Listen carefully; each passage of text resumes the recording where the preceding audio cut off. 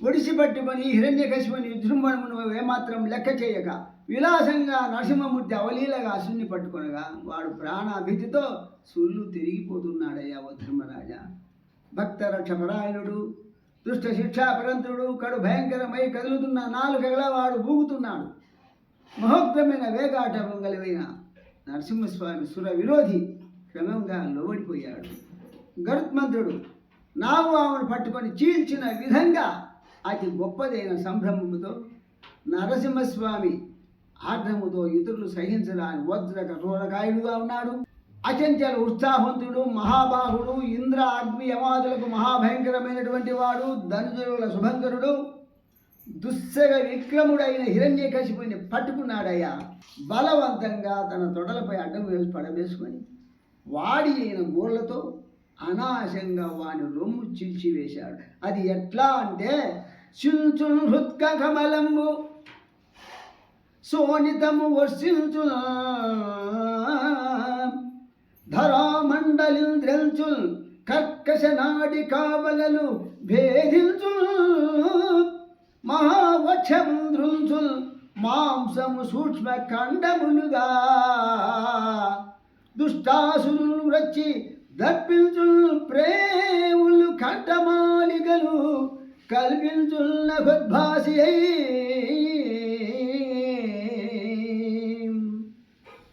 శ్రీ నరసింహస్వామి రాక్షసేశ్వరుడి గుండెలు చీల్చి భూమి మీద నెత్తులు కురిపించాడయా. ఆ రాక్షసుని కఠోర రక్తనాళాలు తుట్టినీలుగా తుంచివేశాడు. అతన్ని అతి కఠినమైన వక్షస్థలమును పగలగొట్టాడు. నిశాచరుడి కండరాలను ముక్కలు ముక్కలుగా ఖండించాడు. వాడి నెత్తుల ప్రేములు లాగి తన కంఠంలో మాలికలుగా వేసుకున్నాడు. మెడలో దుష్టాత్ముని ఈ విధంగా అత్యుత్సాహంతో చంపి నరసింహస్వామి నఖప్రభలతో ప్రచండంగా వెలిగిపోతున్నాడు. నఖప్రభలతో అంటే ఆ గోళ్ళు వెలుతర ఆ సూర్యకిరణాల కన్నా ఎక్కువ ఎలుతుగా ఉన్నాయి. అవి ఉండే సమయంలో వృక్షమాటంబులు వ్రక్కలు చేయుచో ఘనకుటారంబులా కరణి నొప్ప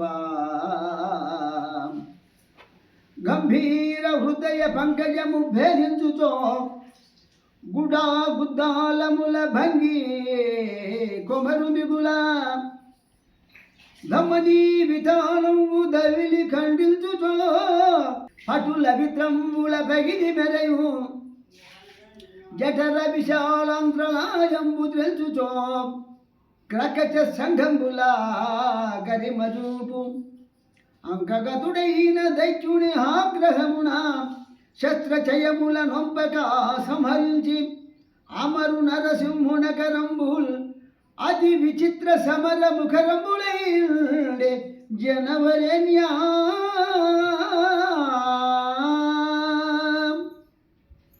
ఆ నరసింహస్వామి గోళ్ళు దానవేంద్రుని వక్షకవాటం పగులు కొట్టేటప్పుడు గండకొడ్డల మాదిరి ఉన్నాయా.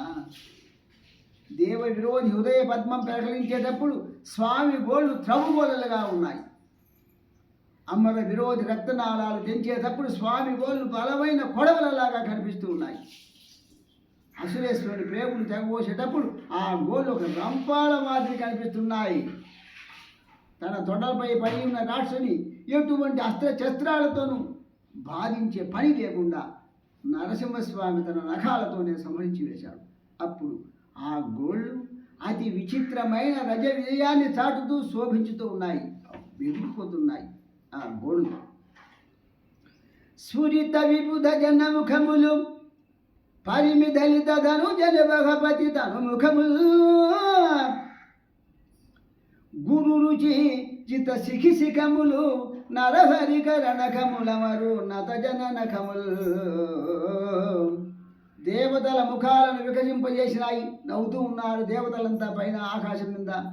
శరణాగత సాధువులను ప్రాణసములుగా అయినవి ఆ సాధులంతా ప్రాణమంతా వచ్చిందని సంతోషపడుతూ ఉన్నారు. రాక్షసనాథుని శరీరం చీల్చివేసినటివి అధికార కాంతులతో అగ్ని శిఖలను సైతం జయించి వేసినవి ఆ నరకేశ్వరి యొక్క వాడి అయిన నఖాలేయ.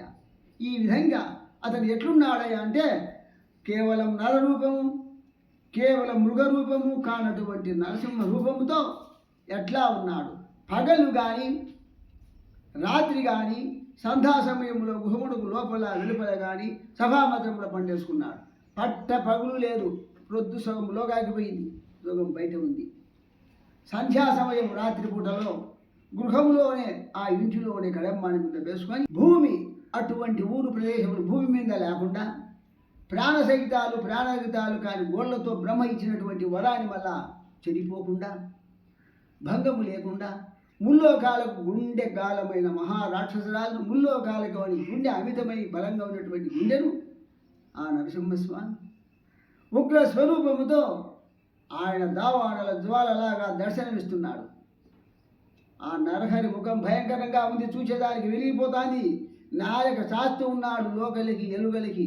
నాగేంద్రులాగా మెడనూలు నెత్తులతో తడిసిపోయింది. ఆ స్వామి రాక్షసుని ప్రేములు కంఠమాలికలుగా ధరించి ఉన్నాడు, మెడకేసుకొని ఉన్నాడు. ఏనుగు యొక్క కుంభస్థలాన్ని చీల్చి చెండాడే వస్తున్న సింహరాజం మాత్రం ఉన్నాడు. ఒక ఏనుగు ఒక కుంభస్థలాన్ని సింహరాజు అనేటువంటి వాడు సింహం వేయబోతు చీల్స్తాడో ఆ విధంగా రాక్షసుని హృదయాన్ని చీల్చి బయటకు తీసి విరాజిల్లుతున్నాడు. రక్తములో తడిసిన ఆయన నఖాలు సంధ్యారాగ రంజిత చంద్రచేకల వలె ప్రకాశిస్తూ ఉన్నాయి ఆ గోర్లు. ఆ రూపం చూసి కోపం పట్టలేక అసుర వీరులుగా ఉన్నటువంటి వాళ్ళందరూ, వాళ్ళ సైన్యమంతా రాక్షస వీరులు ఆయుధాలతో ఆ దానవంతకుని పైకి దండెత్తి వచ్చారయ్యా ఆ నరసింహస్వామికి. అప్పుడు నరసింహస్వామికి వచ్చిన వారిని వచ్చినట్టే చక్రముతో ఆయుధాలతో పెక్కు వీర రక్కసులను ఒక్కడిని విడవకుండా చంపేసి రక్షో వీరుల నెల్ల త్రుంచి రన్న సంభ్రంభు చాలించి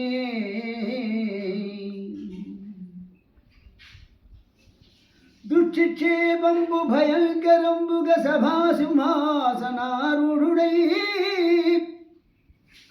యక్షీణగ్రహుడై నృసింహుడు కరాలస్యంబుతో నొప్పెడం వీక్షింపల్ పలికింపలోడి ఇతరుల్. ఓ పరిచిత్ మహారాజా, విభ్రాంతులై దాగగ ఈ విధంగా రాక్షస సంహారం పూర్తి చేసి రణము చాలించాడు. కానీ ఆ ఉగ్ర నరసింహస్వామికి ఆగ్రహం అనేది తగ్గలేదు. ఆ చూపులు ఇంకా భయం కల్పిస్తున్నాయి. కరాల వదనముతో ఉగిపోతున్నాడు. ఇతరులు తన చూడడానికి కానీ పలుకరించడానికి కానీ భయభ్రాంతులై తత్తరపడుతుండగా నృసింహస్వామి ఆ సభాభవనంలో సింహాసనంపై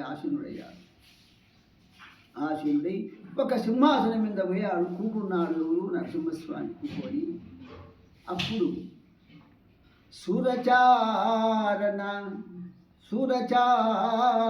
విద్యాధర గరుడోరగ యజ్ఞ యక్ష సిద్ధగణములతో ఒకరుడైల్ వెరచునో నరహరిన అవసరమున నరలోకేశ. ఓ రాజేంద్ర, ఓ పరీక్షిత్ మహారాజా అని పరీక్షిత్ మహారాజు చెప్తా అన్నాడు. అక్కడ అరణ్యంలో ధర్మరాజు కూడా నాదులు చెప్తున్నాడు కథను. సురలు, విద్యాధరులు, పణులు, చారులు, సిద్ధులు, సాధ్యులు, యక్షులు, కిన్నరులు వీళ్ళలో ఏ ఒక్కడు కూడా ఆ సమయంలో నరసింహస్వామి దగ్గరికి వెళ్ళడానికి సాహసించలేక భయకంపితులైనారు. అందుచేత ఎవరు ఆ దేవదేవుని సేవించుటకై రాలేదు అయ్యా ఓ పరీక్షిత్ మహారాజా. తత్సంబుల నరసింహుని హర్షంబులంజూచి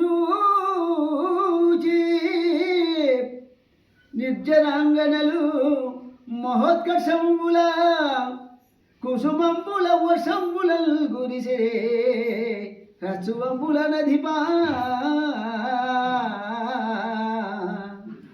ఓ నరేంద్ర, ఆ నరసింహస్వామి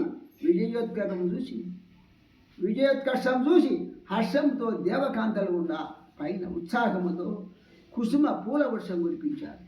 ఆనందముతో ఎగురుతూ ఉత్సవం చేసుకుంటూ జయ జయ ధ్వానాలు పెడుతున్నారు ఎవరికి? ఆ నరసింహస్వామి. అంతేగాక ఆ సమయంలో ఆకాశములో అనేక దేవతా విమానాలు కానీ దేవలోకములో గంధర్వ విధానాలు అప్సరులతో నానావిధ నాట్య విధానాలు చేస్తూ ఉన్నారు.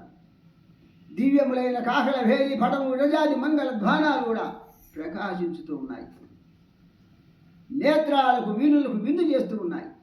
ఆ సునందుడు, కుముదుడు మొదలైన శ్రీహరి పార్శ్వరులను కూడా, ఆ మహేశ్వరుడు ఎవరు? ఈశ్వరుడు కూడా, ఆ విధాత బ్రహ్మదేవుడు కూడా, మహేంద్రుడు కూడా మొదలైన దేవతలు, కిన్నరులు, కింపురుషులు, సిద్ధులు, సాధ్యులు, చారణులు, విద్యాధరులు, పన్నగులు, ప్రజాపతులు, గరుడులు, గంధర్వులు అందరూ శ్రీ నరసింహస్వామిని సందర్శించాలనే కుతూహలంతో ఆ సభాభవనానికి విచ్చేశారు.